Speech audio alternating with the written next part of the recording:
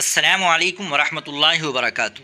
ناظرین کرام، آج کی ویڈیو میں ہم بات کریں گے دو ایسی اہم اور بڑی خبروں کے بارے میں جن کا تعلق براہ راست ہماری تاریخ، سیاست اور علمی دنیا سے ہے۔ ایک طرف جہاں جمعیت علماء ہند کے صدر مولانا ارشد مدنی نے ملک کے موجودہ حالات اور مسلمانوں کی حب الوطنی پر ایک بہت بڑا اور کھرا بیان دیا ہے، وہیں دوسری طرف مسلم امہ کے لیے مدینہ منورہ سے ایک انتہائی غمگین خبر سامنے آئی ہے۔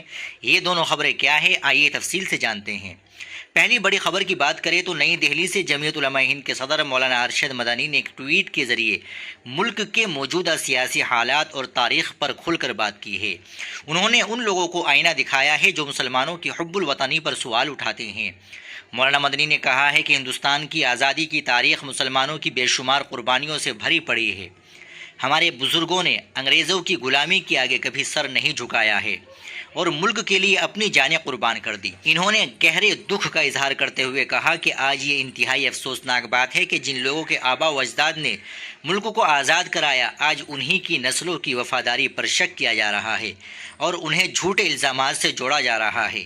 انہوں نے اقتدار میں بیٹھے لوگوں پر طنز کرتے ہوئے کہا کہ جن کا آزادی کی لڑائی میں کوئی کردار نہیں تھا، وہ آج خود کو سب سے بڑا دیش بھکت ثابت کرنے میں لگے ہوئے ہیں۔ ناظرین، اب بات کرتے ہیں دوسری افسوسناک خبر کی۔ یادگار اسلاف عارف باللہ حضرت اقدس مولانا محمد رفیق صاحب رحمۃ اللہ علیہ اب اس دنیا میں نہیں رہے۔ انا للہ و انا الیہ راجعون۔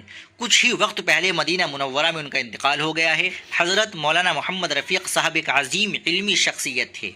وہ شیخ الحدیث حضرت اقدس مولانا خیر محمد صاحب جالندری کے شاگرد رشید تھے اور قطب الاقطاب شیخ طریقت حضرت اقدس مولانا شاہ عبد القادر رائے پوری کے خلیفہ کے جانے سے علمی اور روحانی دنیا میں ایک بڑا خلا پیدا ہو گیا ہے۔ اللہ تعالیٰ مولانا کی مغفرت فرمائے، ان کے درجات بلند کرے اور ان کے تمام چاہنے والوں اور شاگردوں کو صبر جمیل عطا فرمائے۔ ناظرین، یہ تھی آج کی دو بڑی اہم خبریں۔ ایک طرف جہاں ہمیں اپنے بزرگوں کی قربانیوں کو یاد رکھنے اور اپنے حق کے لیے آواز اٹھانے کی ضرورت ہے، وہیں دوسری طرف ہمیں اپنے ان عظیم علماء کے لیے بھی دعا کرنی چاہیے جو دنیا سے رخصت ہو رہے ہیں۔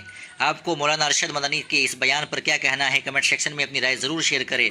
ویڈیو پسند آئی ہو تو اسے لائک کریں، شیئر کریں اور چینل کو سبسکرائب کرنا نہ بھولیں۔